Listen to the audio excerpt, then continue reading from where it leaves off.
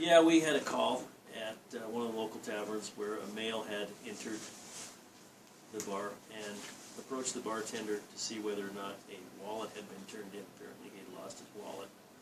When he was advised that there had been no wallet turned in, he became upset and at some point pulled out a folding knife and stabbed the bar twice. They called the police and the individual left prior to the officer's arrival. The officer was still in the area a few minutes later when this individual returned to the bar. The officer had just seen him walking toward the bar, and then, of course, the bar had also contacted our department just as the officer was arriving. The officer stopped this individual, directed him to put his hands on his patrol car. At that time, the individual did briefly. At that point, the officer realized that the individual did have a black-handled knife in one of his pockets. The officer then approached him, and as he did, the individual took off running northbound on Main Street. The officer reached toward where he had seen the knife. At that time, the officer deployed his taser and subdued the suspect.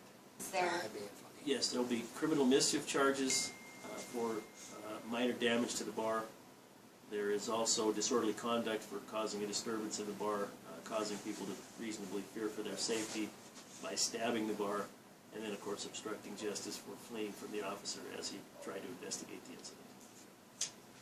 And so he gave, after being tased and brought out, how did the arrest go? Did he manage to? When he was tased, he immediately went to the ground where he was restrained by the officer who was pursuing him and then another officer who had arrived at the scene.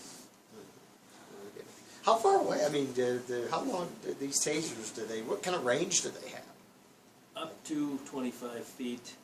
That's not optimum. You like to be somewhere between 8 and 12 feet.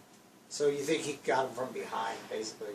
Yeah, he was pursuing him from behind. He saw the individual reaching toward where he had seen the knife, and then he deployed his taser. And this turned out to be like a larger knife than a folding knife? It's a little bit over 4 inches.